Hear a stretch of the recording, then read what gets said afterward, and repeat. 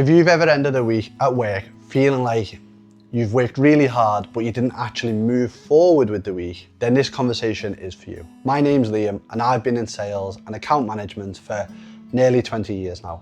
I've been the top salesperson in 3 different industries in the UK.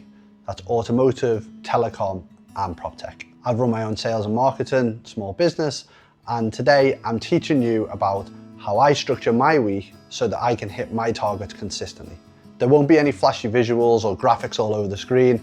It's just me and you having a conversation, and hopefully you'll come away with something that you've learned. If that sounds good, let's get into it. If not, this conversation's probably not for you and you can get off now. Before we dive in, go and grab a notepad or open your notes app right now.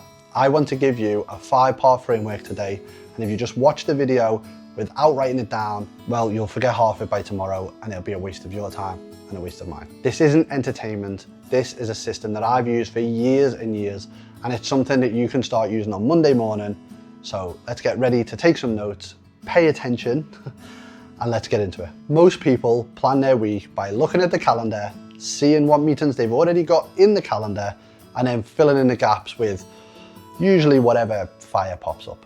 Now by Friday, they're exhausted, they've been busy all week, and I'll say to them, what have you been doing? And they can't actually point at what they actually accomplished. I did this very early in my career, back-to-back meetings, responding to every email, helping everyone and anyone that asked, because can't help it sometimes. And then one quarter, I missed a target by 3 sales, and I was truly, truly devastated. My manager pulled me aside and said, Liam, you're working hard, it's obvious to everyone, but are you working on the right things? That question changed everything for me, because being busy and being productive are not the same things. So I built a system. Once I started using it, I didn't miss a target again in my whole career. I've never missed a target since. Even during rough periods or natural lulls, this is that system. Part 1 is the Sunday brain dump. Every Sunday evening around 7 or 8 p.m, I do what I call a brain dump. I just sit down with a blank piece of paper, and I write down everything that is on my mind for that week. Every meeting, every task, every follow-up, every half-assed project, everything I can think of. It takes about 10 minutes, it's messy, that's fine. The point is, I want to get all that crap out of your head and onto the paper. And why do I want to do that is because there's shit rattling around in your head, and that means that you're carrying a massive mental weight all week that you don't need to. You're trying to remember things instead of doing things. And a brain dump just clears that out. No more will you think, did I pass the keys over to so-and-so? Did I send that quote across that I promised I would do? Think about right now, how many things are bouncing around your head? How many things are you trying to remember? What you don't remember because you haven't written it down. Once everything is out, I ask myself one question. What are the 3 things that if I complete them this week will move me forward the most? I don't care about anything else, just moving me forward. Not the most urgent, not the easiest, not the most important. In sales, for me, this might be close the deal with company X, book 3 discovery meetings, and build a proposal for company Y. These become my big 3.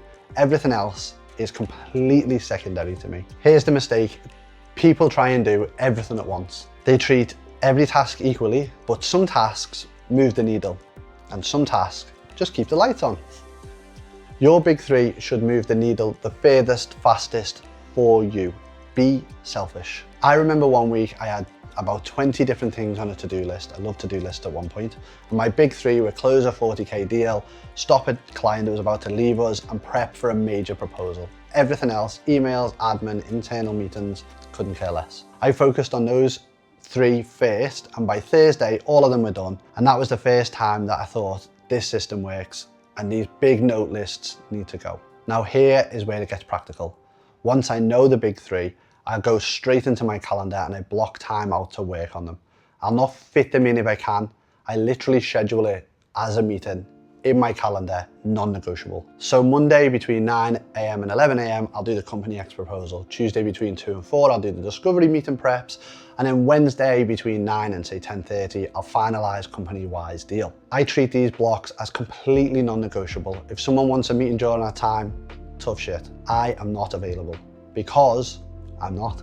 I'm working on something that matters to me, and I don't care if it's selfish. Most people block the time around the meetings, and I do the complete opposite. I block my big 3 first, meetings fill in around those meetings I've booked for myself. This one shift will prioritize your calendar before everything else and changes how your week feels completely. You'll go from being reactive to immediately feeling proactive, like you're on top of everything. Now, time blocking only works if you protect it.